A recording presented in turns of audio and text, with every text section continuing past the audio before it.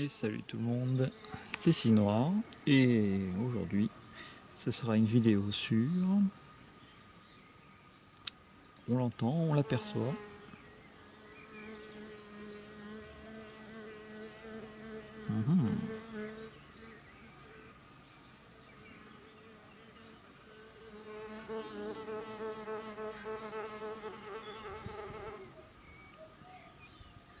et voilà, ce sera sur la petite osmie cornue.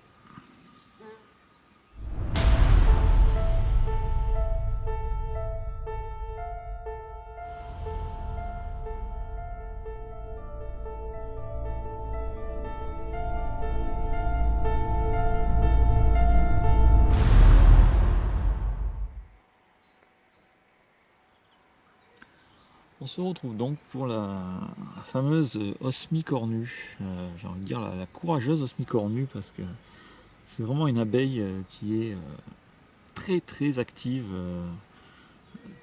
toujours prête à travailler, même quand il fait pas beau, limite la pluie qui les arrête et encore. Mais c'est vraiment une abeille très très très très active. Et l'année dernière, je les avais ratés un peu parce que j'avais installé mes nids un peu tard. J'avais dû les mettre en mars ou avril, quelque chose comme ça. Et cette année, j'étais au taquet, et heureusement parce que l'hiver a été doux, le printemps a commencé beaucoup plus tôt que prévu.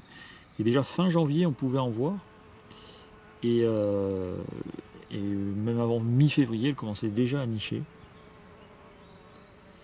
Donc cette fois-ci, j'étais prêt et on peut le voir. Le nid du commerce, que vous avez vu déjà l'année dernière, marche pas mal. On peut voir là des osmies qui se chamaillent un peu entre celles qui ont déjà leur nid et celles qui cherchent encore. Mais rien de bien méchant. Elles sont pas très, enfin, elles sont pas agressives du tout. Même entre elles, voilà. C'est juste pour s'impressionner. Et donc on peut voir que le nid du commerce leur plaît bien, puisque là il y a déjà deux bambous bouchés. Et c'est donc une abeille qui apparaît donc très tôt au printemps. Et bon, l'activité s'est arrêtée à peu près, que je dise pas de bêtises, on est en avril, ouais, mi-mars à peu près, mi-mars, fin mars quoi. Et du coup voilà, j'ai pu bien les observer. On a pu voir la technique classique des abeilles solitaires quand le trou est un peu trop petit, c'est qu'elle rentre en marche avant pour rejeter le nectar, puisqu'elles remplissent la canne d'un mélange de nectar et de pollen. Et ensuite, elles sortent pour refaire une marche arrière pour déposer le pollen qu'elles ont accroché sous leur ventre, enfin sous l'abdomen. Et ensuite, elles repartent direct au travail.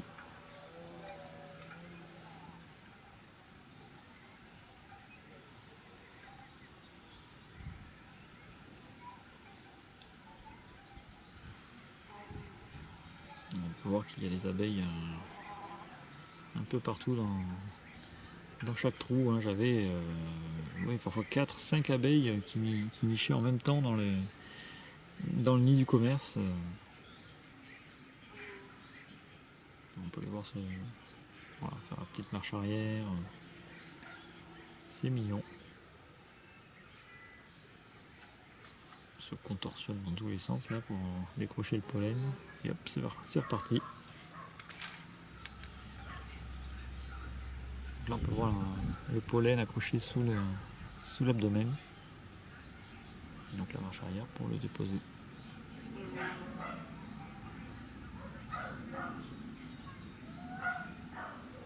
faut voir que le travail est propre. Hein. Quand elle rebouche une canne, c'est vraiment lisse. Je sais pas si c'est pour pas qu'on remarque qu'il y a une entrée, qu'il y avait une entrée de nid ici. Mais c'est du beau travail. On peut voir qu'il y en a vraiment dans différentes cannes.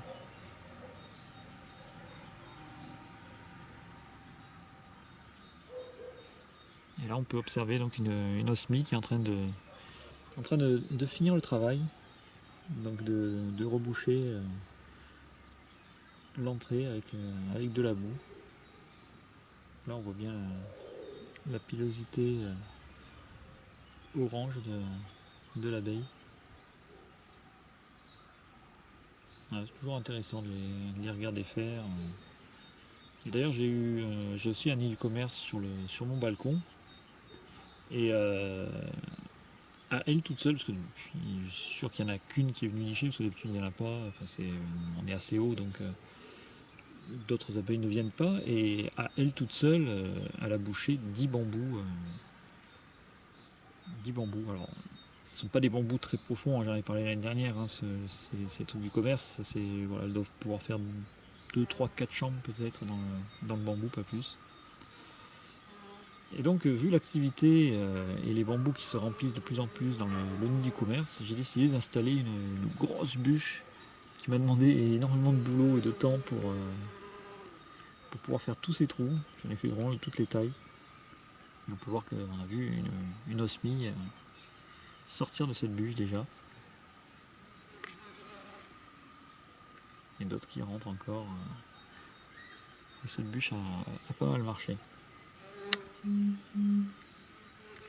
peut voir une osmie qui est en train de finir le travail, fermer sa porte pendant que d'autres rentrent encore.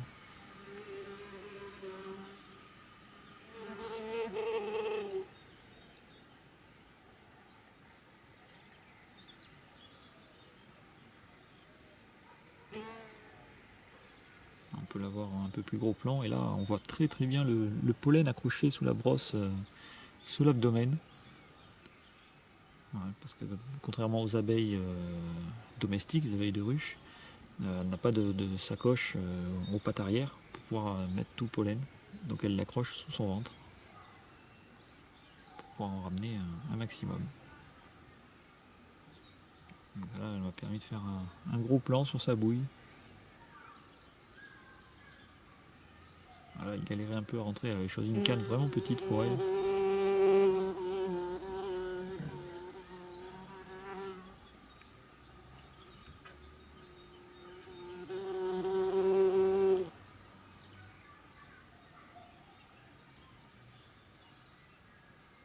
Cette canne-là est déjà habitée, hein, c'est pas la tienne.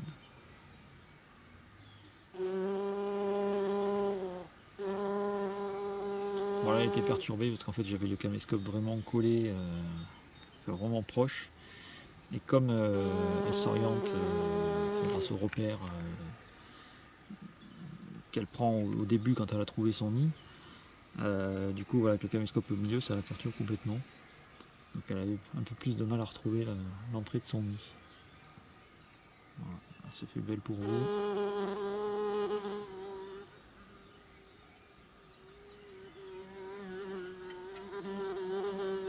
Oui, elle était un peu désorientée la pauvre.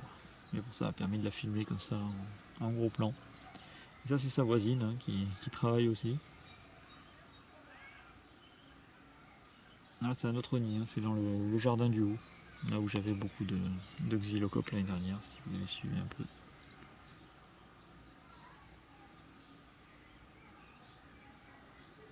Voilà, là on voit très bien la pilosité de ces abeilles, et c'est pour ça qu'elles sont plus actives, même quand il fait froid. Grâce à leur pilosité, elles craignent beaucoup moins le froid, contrairement aux abeilles domestiques qui sortent vraiment quand il fait soleil.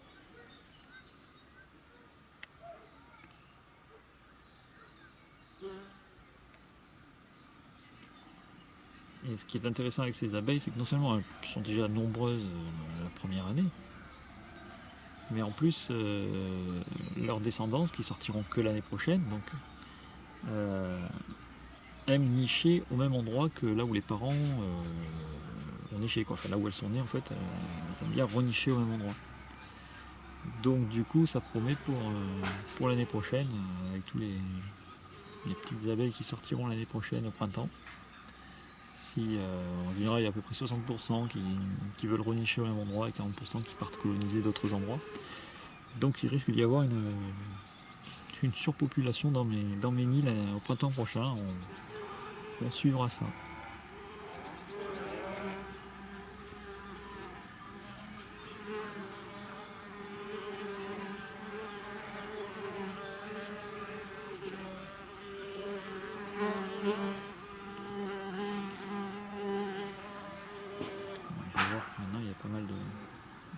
de bambous qui sont bouchés.